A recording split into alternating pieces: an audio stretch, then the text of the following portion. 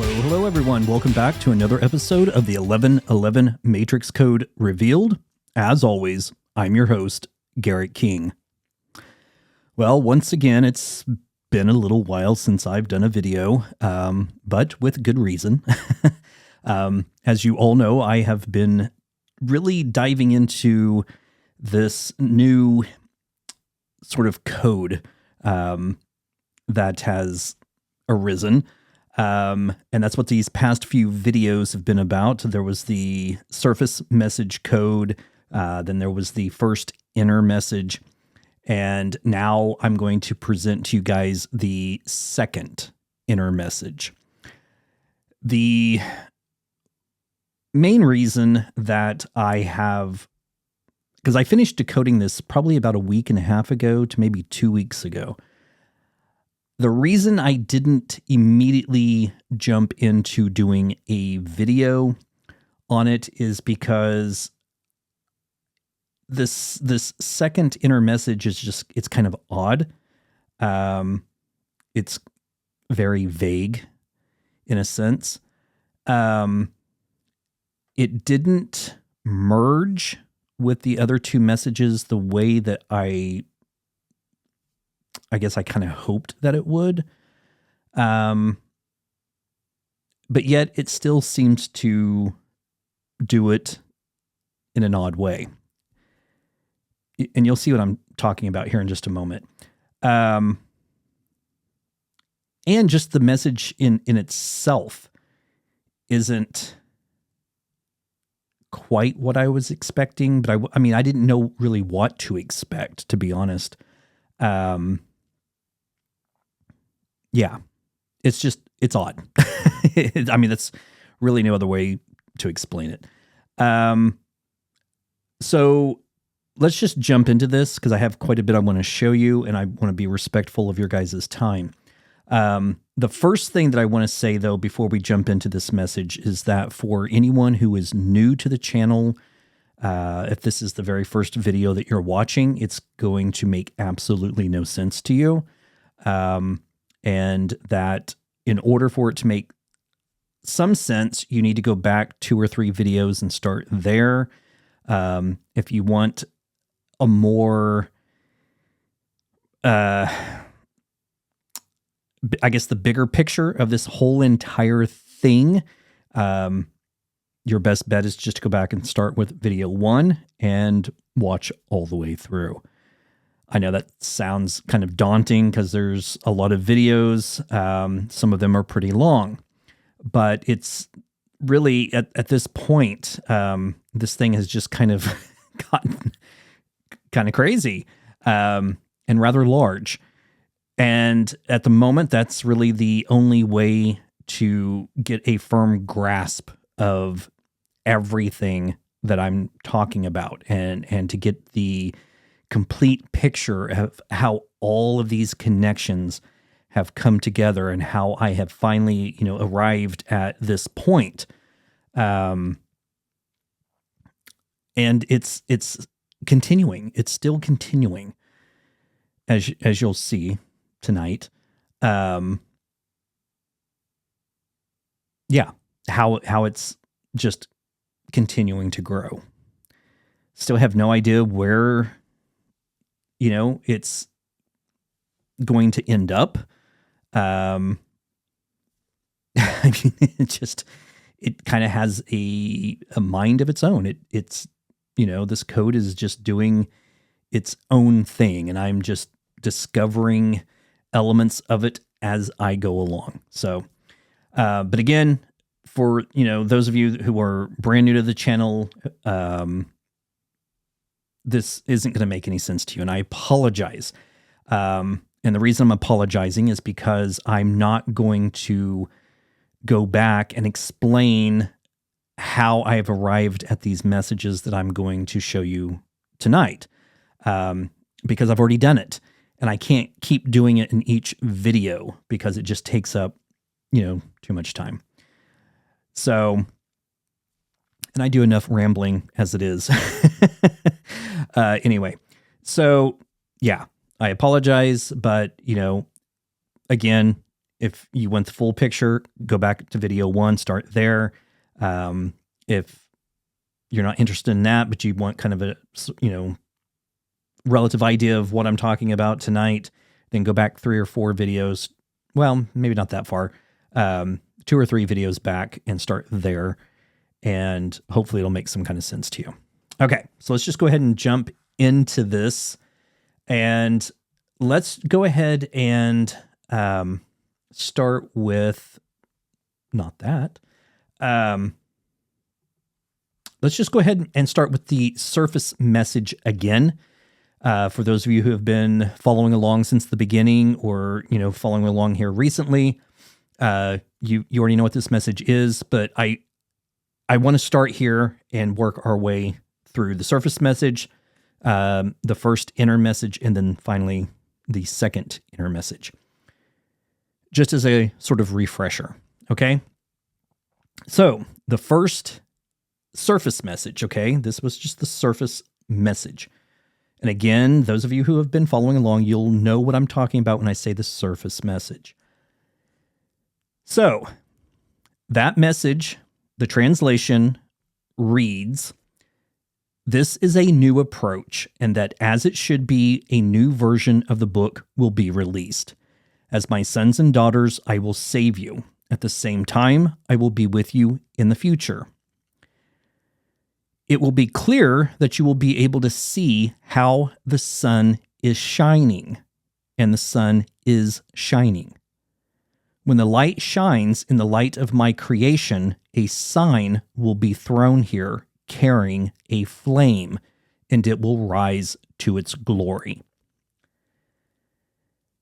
And I'm coming to the end of my life, and I am looking forward to seeing you again. This is why the children of God are living in the land of the Father. From the words of the Lord, they came from the fire to the truth of the sea." Okay? So that's the surface message. And I've already gone through and kind of talked about what I thought this message might be referring to. So, one thing I want to point out is how this one ends, where it talks about the sea, where it says, "From the words of the Lord, they came from the fire to the truth of the sea." Now, the first inner message starts off with a reference to the sea, or seas. So the first inner message, the translation is, "To the devil of the seas, the Spirit of the Lord dwells. The eagle, the hawk. Yes, he is the father of the mighty man. For his return, he will live like a rabbi, so he will be placed in the midst of Israel, under a species that is more intense and oppressive. He will bring a beautiful God only to the people of Israel. If Eden is angry that he has agreed with the people of the world, he will raise the level of the Quran. It will be difficult for man. The light was extinguished by fire, and the earth was destroyed. Jesus will come. You will be destroyed by fire, and day by day it should be noted that most of the high-rise buildings will be destroyed. Please forgive me, my father. When I came to Israel, I was afraid that I was going to leave the house. No, if you do not fear, you will be strong and right from the name of God. This is the name of the book, and it is written in the name of the author. Moses bowed down to Yahweh as a servant to the Israelites and to God." Okay, so very quickly before we go into the second inner message, the one that most of you have been waiting on. So when we look at the surface message and the inner message, they seem to be going along, describing events, and then at times it seems to kind of just jump, like there's something missing in between. And that's where I hoped that when all three of these messages were finally translated, that they would merge together and tell a more complete story. It didn't quite work out that way, in the way that I was hoping that it would. But we can still see connections taking place. So when it talks about with the surface message, when it makes these comments about, it will be clear that you will be able to see how the sun is shining, and the sun is shining. And then when the light shines in the light of my creation, a sign will be thrown here carrying a flame, and it will rise to its glory. Now, that seems to be referencing the solar flare event that I've been talking about, and that has, come up in my research. Now, you all know from my conversations with Micah Dank, and through my own research and things that I have found, and that I have also shown to Micah, my research and his research have kind of merged when I started finding connections to the zodiac and Micah's teachings on astrotheology, where we have come to this understanding that the Son of God, is not only S-O-N, but S-U-N, referring to the sun in the sky. That's why images, paintings, old ancient paintings that we've seen of Christ, and even newer ones, have this circle or halo, or if you want to call it that, behind his head. It's a symbol of the sun. It is indicating and showing that he is the Son, not just S-O-N, but S-U-N. And that comes to light here in this first inner message. It's the second overall message of the whole entire thing, but it's the first inner message. And where it talks about, as for his return, he will live like a rabbi, so he will be placed in the midst of Israel. We seem to be talking about Jesus himself. And then it says, under a species that is more intense and oppressive. And then it talks about how he will bring a beautiful God only to the people of Israel, which is essentially what he did through his teachings. And then it jumps to that sentence where it says, if Eden is angry that he has agreed with the people of the world, he will raise the level of the Quran. And that just seems to be kind of a strange skip. And then it says, it will be difficult for man. And then it says, the light was extinguished by fire, and the earth was destroyed.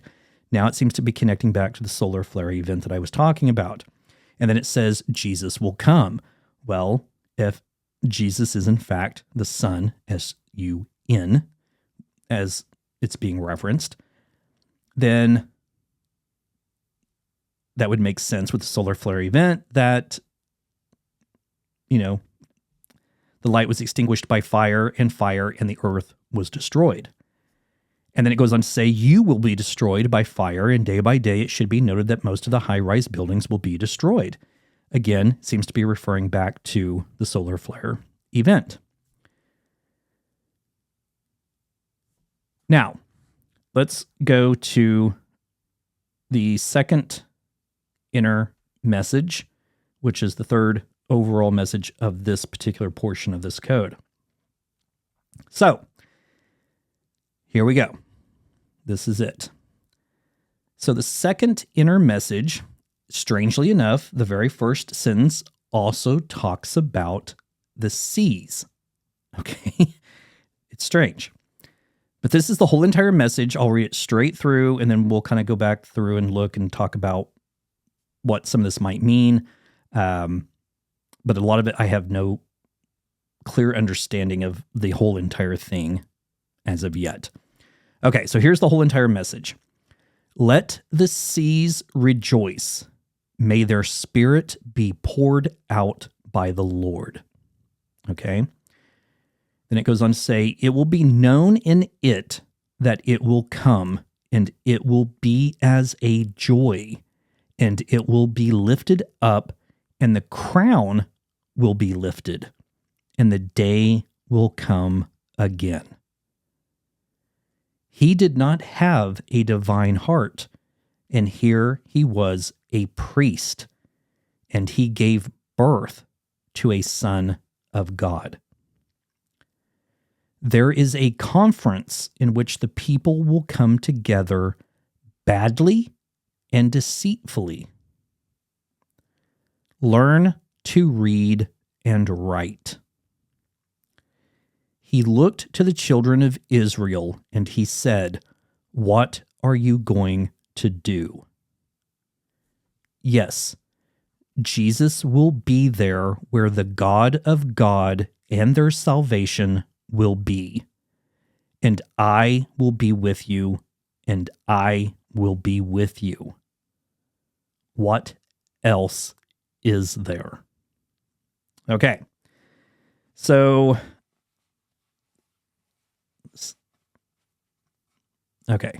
wasn't quite fitting very well there. So, as you can see, it's an odd message. A lot of it, well, all of it is very odd, including the surface and the first inner message. The whole entire thing is just bizarre. But here we are. We're talking about let the seas rejoice. May their spirit be poured out by the Lord. I mean, I'm not 100% sure what that's even as a metaphor or, anything like that, like what that could mean.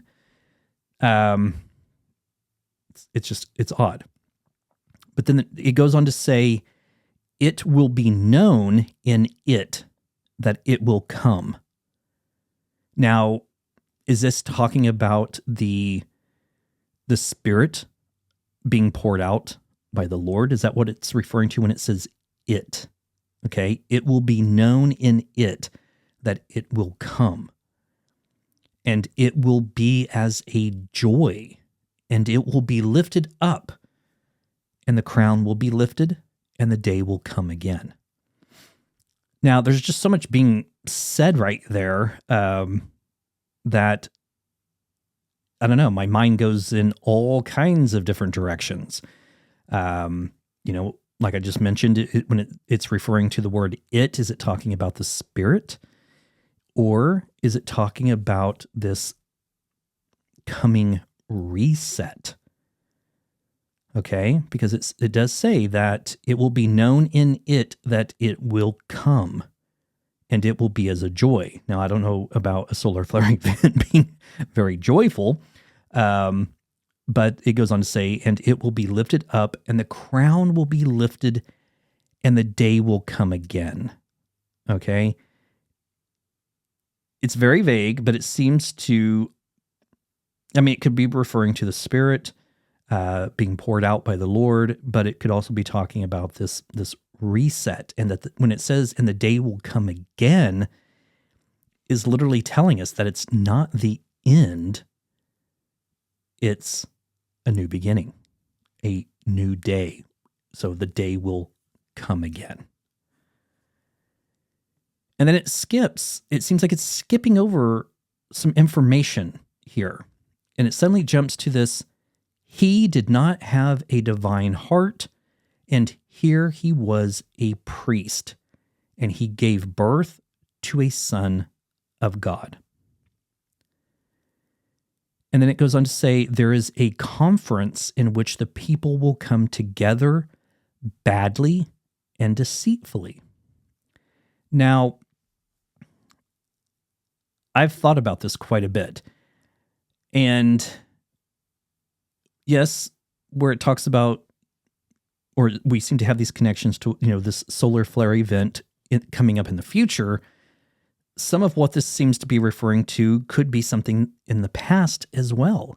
And for all I know, even the stuff that it's talking about that seems to be talking about a solar flare, getting tongue-tied here, where it's talking about a solar flare event, it's very possible that this could have been a solar flare event that's already happened. Okay? And could be about to happen again. I don't know. Don't know. But these two paragraphs here, he did not have a divine heart, and here he was a priest, and he gave birth to a son of God. And then the next line, there is a conference in which the people will come together badly and deceitfully. Now, the way it's worded, it makes it sound like it's something that hasn't happened, but at the same time, it makes me think of the Council of Nicaea. And if you're not completely, fully aware of what the Council of Nicaea is, look it up. Read about it. I'm not going to go into all of it here because it would take a little bit of time, and I've got a lot more stuff I want to show you guys. But look it up. Read about it. And then think of those two lines and see if you don't think there's a connection there. And then it goes on to say, learn to read and write. Okay, well, again, it's almost like it's a mixed message. If this message is referring to something that's already happened and it's a reset and things are starting over, is it describing the importance of learning to read and write and communicate? Or is it telling us now to go back and look at these things in the past? Learn to read and write. Is it referring to the Hebrew language? I don't know. And then it goes on, it's like it's skipping over something. And it goes on to say, he looked to the children of Israel and he said, what are you going to do? Well, what are you going to do in reference to what? I mean, there's so much missing here. That, to be honest, I mean, there's so much missing here that there's no way that we can make a full, like, educated statement about what this whole entire thing means. Okay, there's just too much missing. And right at this moment, I'm unsure on how or what I need to do in order to get the rest of the message to come through. But as I've learned through this entire thing, that the information will come when it chooses to do so. Yeah. So who knows? And then very lastly, it says, yes, Jesus will be there where the God of God and their salvation will be. And I will be with you. And it says that twice. I don't know if it's saying it twice as a means of trying to kind of hammer that statement in as a way of further validating. But when it says, and I will be with you, who is I? Who's the one speaking here? Because it's saying, yes, Jesus will be there where the God of God and their salvation will be. And I will be with you. And I will be with you. It's like it's a statement of reassurance in a sense that it's doing it as a means by saying it twice. It's a way of reassuring us. But again, who's the one speaking? Don't know. And then simply it ends with the question, what else is there? Don't know. I simply do not know. So, yeah. I think deep down inside, I was in hopes of that the surface message, the first inner message, and now the second inner message, that, as I pointed out before, that, like they would come together and like the paragraphs would just sort of stack, like they would just fit together, like interlocking, and then tell this much bigger story. And in a sense, it is just not in the way that a story is normally told. It feels like there's too much missing. Like it's like we have a book here and someone has gone through and just ripped out random pages, which could be, who knows, the books that are missing from the Bible, the books that were intentionally left out by the church. Yeah. I mean, that's the only thing that I can think of. So, yeah.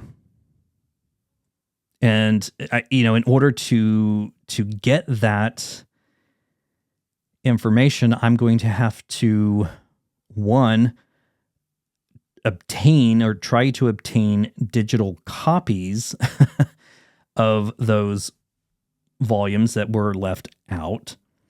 And God, I mean, that's such a daunting task when you think about it. Like obtaining all those copies of all the works that were left out, digitizing them, making sure that they're accurate. And I mean, God, I don't even know how you would go about doing that. Or, at least me personally, how would I even know that they were accurate? Yeah. And then getting them into a format in which they can be loaded into these programs. I mean, that's a very daunting task. I mean, I don't even know, like the format that these Bible code programs are using are not formats. I've never heard of for example, the Code Finder Millennium Edition, the file extension is something like COD. I've never even heard of that. So it must be just a type of file that's only associated with that program itself. And then figuring out, if I was able to obtain digital copies of these volumes that were left out, I would have to first go in and make sure that there's no periods, no, exclamation marks, no punctuation of any kind. Would have to eliminate all the spaces and then get them into a format that I could load into these programs in order to start doing these searches. I just don't even know if that's even possible. Yeah. So it's kind of upsetting. But I mean, you can clearly see just the way it skips, the way it jumps, that there's missing elements to this, to these inner messages. So, yeah, it's going to take a lot of time, a lot of research, to get to the root of this. And again, I just don't even know if it's going to be possible. I don't. But, who knows? Maybe something will happen. Because, I mean, this whole entire thing, it's wanting to get out. The message is wanting to get out there into the world. Obviously, obviously. So, but I'm going to keep doing whatever I can to make sure that happens. The more information I find, I will bring to you every single time. So, yeah. I was just, I guess deep down inside, I guess I was just hoping for something more than what, than what I got. And who knows, maybe there's something right here, right in front of my face that I'm not seeing. And it will be revealed when it so chooses to do so. I mean, that's how this whole thing seems to work, because this whole thing started in, 2009 when I started waking up at 3:33 in the morning. That was 2009. That was quite a while back. And then after that, it was several years went by. This is just briefly say this, but I started seeing or waking up at 3:33 in the morning in 2009 in January. And it was every single night until November. Well, I say every single night. It was every single night except for one. And that particular night was the night where I set my alarm to wake up at 3:15 so that I would be awake when 3:33 rolled around on the clock, so that I wanted to be awake so that I could see if there was something going on inside the house that was just happening to wake me up at that time. There was nothing. Okay. So that was one night out of that whole entire time that I did not wake up at that time because I was already awake. But outside of that, every other night outside of that one, I just would wake up at that time. And when I say wake up, it was like, it's like I'd be dead asleep and then I'd be wide awake. Look at the clock. Oh, there, it's 3:33 again, and then roll over and go back to sleep. And then I didn't have any problems going back to sleep. So, yeah. But then anyway, then it was several years after that. After my husband and I got married, and I legally changed my name to King so that my name would match my husband's, last name. And that was 2014, 2015. So, and then it was, quite a ways after that. I started seeing 11:11 shortly right after that. And I've been seeing it consistently ever since. But it was only in 2021, that I started making the connection between those two numbers, the 11:11 and 3:33. And then this whole thing just, started unfolding. So that's the point I'm trying to make. This thing is revealing itself at its own pace. So, yeah. Okay. So that was the second inner message. And again, seems to be telling us a lot, but at the same time, it's very, very vague. And like I said, there could be something right here in front of my face that I'm just not seeing at the moment. But I'm not giving up on it. And I won't. So, okay. So let's move on to this other really kind of cool stuff that I have come across. So let's minimize that and let's go back to this, which you all have seen this. For those of you who have been following along, you've seen this already. But there's many connections here that I want to point out. So, and it's so strange how this all just kind of seems to keep going back to Genesis. So, as you all know, this right here that we're looking at is Genesis chapter 1, verse 1. So, in the beginning, God created the heavens and the earth. And the reason I'm bringing this up is because I've shown you guys how just the first word, okay, just the first word, which is Genesis, which translates to in the beginning. how it can be broken down in this format over here that seems to tell a complete story in of itself. So when you look at this word, you take the first 3 letters, it makes up the word created. We know this because the second word is created and it's the exact same 3 letters, okay? So that's when you take the first 3. Well, when you take the last 3, it makes up a word which means set in place or make stationary. Okay? And then the first 3 letters again have an alternate meaning, which is to cut down. Next, when you take the first 2 letters and the last 2 letters and eliminate the 2 in the middle, you have a word which translates to covenant. Okay? And then when you take the 2 letters in the middle, it makes up the word fire. Fire. Okay? Now, when you take these 3 inside letters, it makes up a word which means head or first fruit. Okay?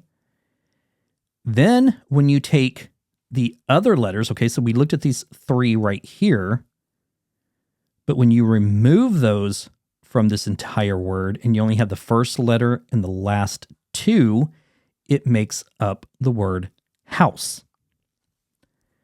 And then just the first 2 letters by themselves make up the word sun, okay? So we have this whole entire thing being told to us right here, that essentially in the beginning, God created the heavens and the earth. He set them in place, and he means to cut them down using a covenant of fire. That covenant of fire is the head of his house, which would be his son. Okay, S-O-N. But here's what I'm wanting to point out. Again, just to make these connections. A covenant of fire. Okay, here's that word fire. Now, go back to the surface message when it talks about when the light shines in the light of my creation, a sign will be thrown here carrying a flame, and it will rise to its glory. Okay, a flame. Where does a flame come from? It comes from fire. And then the first inner message, where it literally talks about fire. The light was extinguished by fire and fire. Now, again, it's interesting that it's repeating that word twice, by fire and fire, as if to make the statement that it's an abundance of fire, or it's an all encompassing fire, to go on to say, and the earth was destroyed. So suggesting that the entire earth was consumed by fire.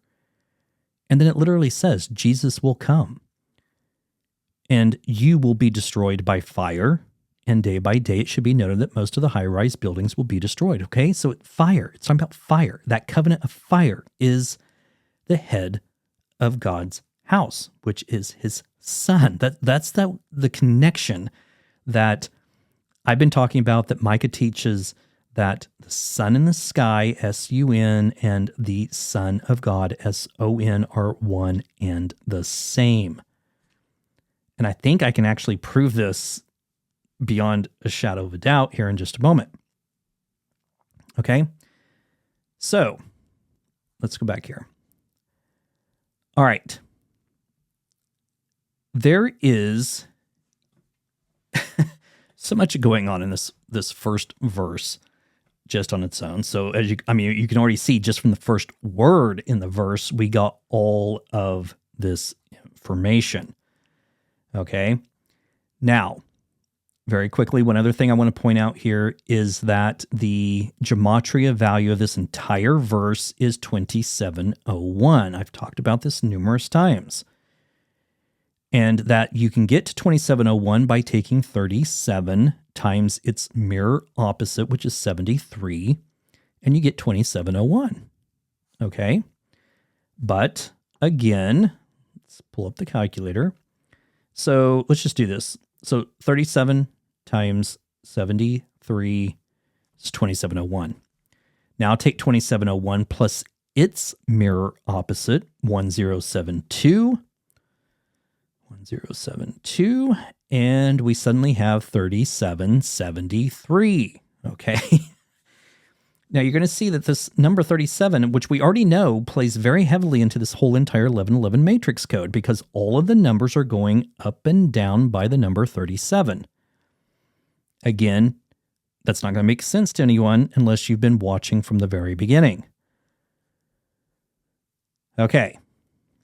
Now, let's look at this over here. So I basically just copied the verse and its values and moved it over, but I want to show you something here. A couple of interesting things. So in Greek, okay, this is Greek right here. And let me just copy this.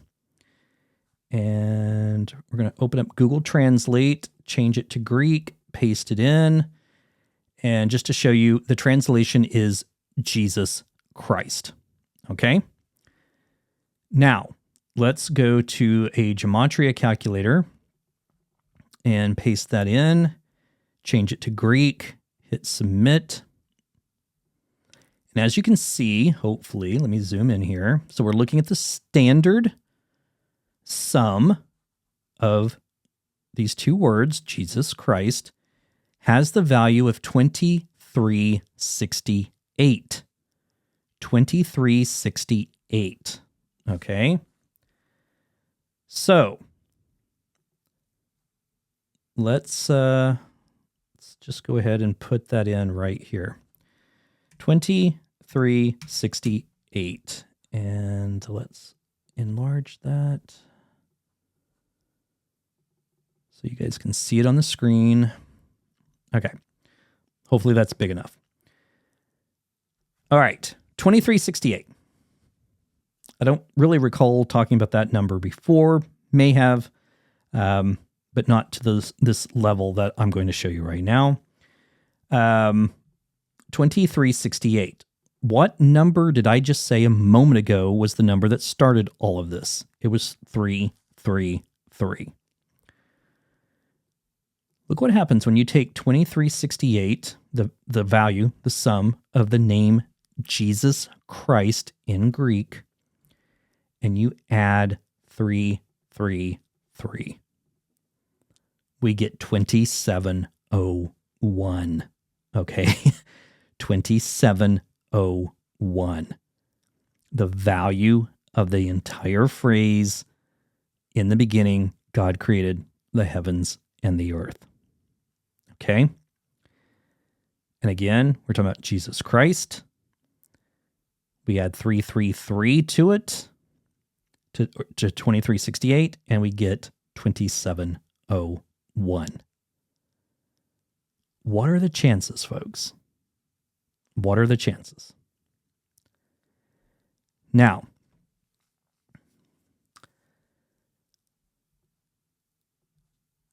what if I was to tell you that Jesus Christ is encoded in this verse? Not once, but twice. And it's done so using ELS, the whole entire thing that the Bible codes is based off of, these equidistant letter sequences. Okay? So, let me show you something here that I think you're going to find very, very interesting. So, we're going to pull up Google Translate here again. Let's change it to Hebrew, and we're going to walk through this. So we're going to do an ELS skip of the number 3. Okay. Why 3? Why 3? Well, because of that number 333. Okay. So we know that adding 333 to 2368 gives us 2701. So 3 seems like a good number to start with. So we're going to start with the first word, and we're going to count over to the third letter, okay, which is Aleph. It's this one right here. All right, and let's just go ahead and type that in. All right. Now, from this letter, we're going to go 1, 2, 3, and we land on Tav. Okay, Aleph and Tav. Strangely, it's the first and last letter of the Hebrew alphabet. It's the Alpha and the Omega. It's the beginning and the end. We've already talked about all this, but let's keep going. So we stopped on Tav. Now we're going to go 1, 2, 3, and we have Aleph again. Now look at what the translation is. Pull it up here on screen. Make all this a little bit bigger. Let's move this down and zoom in. Okay. The translation is I am. I am. Well, who refers to themselves as I am? But God himself. But so does Jesus. Okay? Now, watch this. From this letter, so we started here, okay? That's the first letter. We went 1, 2, 3, got Tav. Then we went 1, 2, 3, we got Aleph again. And now we're going to go 1, 2, 3. We land on the letter Hey. Okay. Now, this letter has a meaning all on its own. And to demonstrate that, I'm going to have to hit return just to show you guys this. Now, look what the translation is when I type that letter in. I am God. It's literally telling us I am is God. I am God. Okay. I mean, incredibly cool. But let's continue this. Okay. Let's bring this back up and separate it from the rest of the other letters. The translation becomes I am the. Okay. But let's keep this ELS pattern going. And again, we're using a skip of 3. So we end on Hey. Now we're going to go 1, 2, 3. We're back to Aleph. Now we're going to go 1, 2, 3. And I don't remember what this letter is. I want to say maybe it's Mem. I can't remember. Let's just see if it'll tell me. No, Shin. S-H-I-N. Shin. Okay. My bad. I'm trying to learn these letters. I don't have them down 100%, so you'll have to forgive me. But regardless. So that's the letter that we're landing on. Let's type it in. And look here. It says, I am the fire. I am the fire. Well, we're not done. Okay. So from this letter, we're going to go 1, 2, 3. And we have this one here. And look at this. It literally says, I am the culprit, but we're not done. Okay. So now from here, we're going to go 1, 2, 3.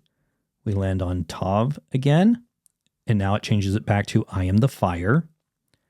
But again, we're not done. 1, 2, 3, we land on the letter Resh. And look what it says. I will hide the fire. Okay? I will hide the fire. Now think about this. If the fire is his son, okay, SON/SUN, and it's literally saying, I will hide the fire. Well, essentially, that's what is happening, because if the fire is Jesus, his name is hidden, or the name is hidden in this first verse. Okay? No joke. And I'm going to show you. So, let's keep this on the screen here. But let's go to this portion right here. Okay? I'm just going to copy all of this text right here. And we're going to come over here to Google Translate and paste it in, and we're going to remove the space. And we get the phrase, his name. His name. Okay? So think about this, folks. I will hide the fire. And then we get this encoded message right in the middle of this without doing any sort of ELS skip whatsoever. It's just this small portion of this text, which is made up of the last 4 letters that make up the word, or the words, the heavens, and the first word to and. Because, look, putting that space there, it says heaven and. Okay. Remove it. His name. His name. His name is Jesus. But there's something else really cool going on right here. So let's take this portion of text, come over here to the Gematria calculator, change this to Hebrew, and paste it in. Now remember, this is the Hebrew text that says his name. We're going to hit submit. And the standard sum is 396. 396. Now, for those of you that have been following along, you'll know why this number stood out to me, because it's very similar to the number 369. Okay? Now, again, if you've been following from the very beginning, you know that that number is important, because when you take the first number that came to me in 2009, 333, and multiply it times the second number that came to me after I legally changed my name to King, which was 1111, we get the number 369963. It's a palindrome. It's the same forwards and backwards. It also stands out because Nikola Tesla is quoted as saying, if you only understood the magnificence of the 3, 6, and 9, you would hold a key to the universe. Okay? Look it up. Look it up. It's out there. But this is 369 and this is 396. Let me show you something here.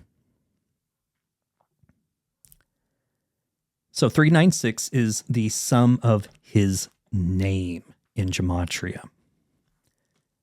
But what if I told you that there was an ELS code hidden in this? So we're going to take the first letter, and then we're going to do a skip. So we're going to take the first letter, skip the second one, and then take the third letter, skip the fourth one, and then take the fifth. Okay, so what we need to do is remove that letter and remove this letter. Okay, now we have this word here that is literally shoe. Okay, that's how you pronounce it. Shoe. If you don't believe me, shoe. Shoe. Okay, it looks more like an Asian word. But watch. Let's look at this as though it's representing something else. Okay, so let's go back to this. So here is the word right here as it appears in Google Translate. But let's look at this word as though it's a number, and the number is 396. Okay. Now, I understand that 396 is the value of his name. It's not the value of these three letters now. I understand that. But this is a good representation, I guess, of showing how this code could be working and how you have to really think it through. Okay. So, and I could be off base with this, but I'm just finding this incredibly interesting, and hopefully you will as well. So if we were to look at this word right here, shoe, as the number 396, okay? So in other words, we would, let's move this down. Let's move this, well, maybe move this underneath, okay? So if we're to look at this as 396, so this letter would be 3, this letter would be 9, this letter would be 6. What do we need to do to these letters to make it represent 369? Well, we would need to flip these two letters. They would need to swap places. Okay? Well, let's do that. So let's come back over here, and I'm going to select that letter. I'm going to cut it out of there, and I'm going to paste it into the front. Well, shit. I just deleted everything. Let's put everything back. Sorry, I didn't mean to do that. Okay, so here it is. So all I've done is swap those two letters, but look at the translation. It says Jesus. Jesus. Okay? It's literally encoded right there. Jesus. Now, let's copy this. Go back to the Gematria calculator. Paste it in, hit submit, and look at the ordinal sum. Okay. The ordinal sum is 37. 37. You can't make this shit up, folks. I mean, literally, 37. We know that that's an important number. It keeps coming up. 37 times its mirror opposite is 2701. 2368 plus 333 is 2701. 2368 is the value of Jesus Christ in Greek. I mean, you cannot make these connections up, folks. At all. And then, of course, again, the fact that all the numbers in the 1111 matrix code are going up and down by the number 37. Okay. Now, I said that his name was encoded twice. Let's show you the second time. Okay. So, and this I just stumbled across because I was just testing certain things out. Pull my chair closer to my desk. So from some other research that I've been doing with the Bible codes, and I will do a different video on this coming up. I'm still diving into this one because this is really, really deep. This side research that I'm doing. Very interesting, very cool. Not sure where it's going yet, but this first letter that I'm going to show you here plays into this other research. And I hate to be so secretive about it, but I'm just not ready to show you this stuff yet because I don't know where it's going, okay? I'm not hiding it from you. You're going to see it. I'm just not at that position yet to bring it forth, okay? But I will. But this letter, okay, right here, Resh, it plays into this other research, but because of that other research is what made me look at it here. So I saw it here, and then, of course, it's repeated right here. And then it's repeated again way down here at the end. But I was looking at these first two, and I looked and I counted I counted the letters in between. So we have 1, 2, 3, 4, 5. Okay. So again, this was me just playing with the letters and using ELS, an equidistant letter skip. So it was only after I started here that this began to reveal itself. So let's get rid of this and let's type in Resh. Okay. So that's our first letter. And because there was 5 in between this one and this one, that's what I chose to go by. Okay. And you'll see how, these thoughts and ideas that come to me to do these sorts of things, how they play out.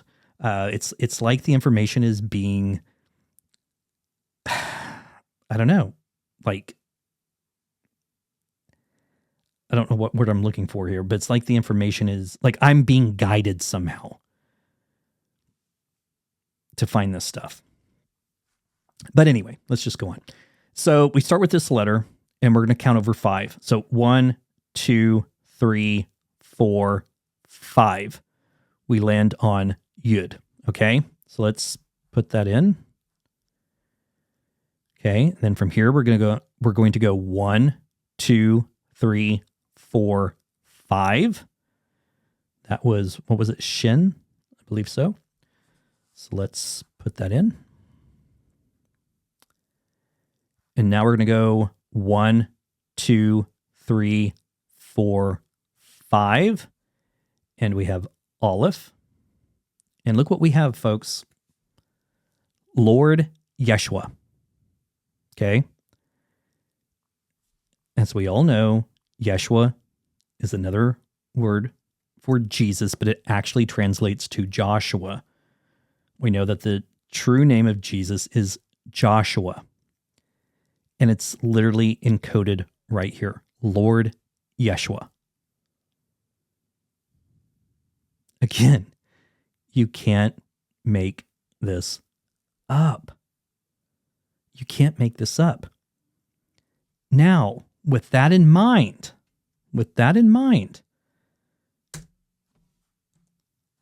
let's go back to the letters that made up his name. Okay, remember that? His name.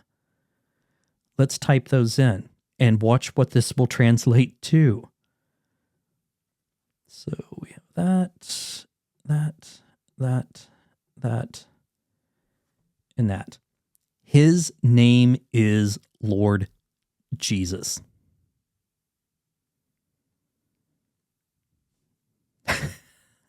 You're seeing it right here on the screen, folks. You're seeing it take place. I'm not doing anything to make this happen other than using these ELS skips, these equidistant letter skips. And that's it. I'm not cherry picking the numbers, or not the numbers, but the letters, as people have accused me of doing. You have seen the precise method for which I have chosen a letter and then moved forward from that point. That's it. I'm not jumping at or starting with this letter and saying, okay, well, now if we count over 1, 2, and then take that one, and then count over 1, 2, 3, 4, 5, 6, 7, and then take this one, and then go 1, 2, 3, and then take that one. That's not what I'm doing. I'm doing equal spaces between each one of these letters. And this is what we're getting. His name is Lord Jesus. So this really does seem to tie back into this breakdown of the very first word. God created the heavens and the earth. He set them in place. He means to cut them down using a covenant of fire. That covenant of fire will be the head of his house, which is his son, S-O-N. But that son, S-O-N, appears to be the Son, S-U-N.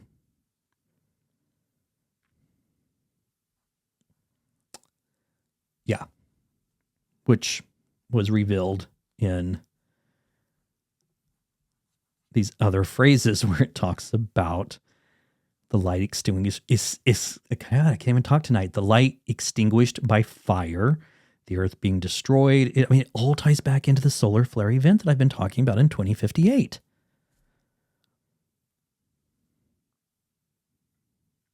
These connections are off the freaking chart, folks.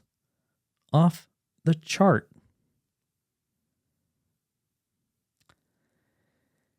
Yeah. But anyway, you can see how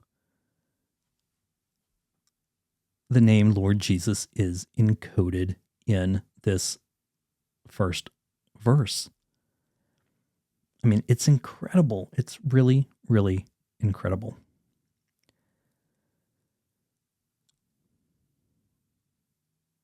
And again, you have to stop and think about what kind of mind had the ability to do this, because this is so complex that I think it's beyond man's ability to encode in this way. Maybe not, but certainly seems that way. So, yeah. All right. That's all I've got for you this time. There's a lot more coming, a lot more. And again, I'm working on some research that, again, still with the Bible codes, that it's crazy. I'm just not yet ready to present it yet. Because I think there's a lot more there that needs to be examined before I even begin to put it out there for you guys. But I will be doing that. So don't worry, it'll come. Yeah. So, all right, folks, I've wasted enough of your time. Hope you enjoyed this video. Again, apologize for, the amount of time between each video here lately. Partially it's because I'm working a lot, and but for this one, I just really wanted to take a little bit of extra time to kind of go back over the translation for that second inner message, just to make sure that the translation was correct. I used multiple translators, went back and just looked at each letter, making sure that I was typing in everything correct. And every single time it came out the same, and the translations came out the same across all the different translators. So I just wanted to make sure that what I was showing you was accurate. Again, I just wished it was more telling. So, yeah. All right, folks. Until next time, I hope you all take care, and we'll talk again soon. Bye-bye.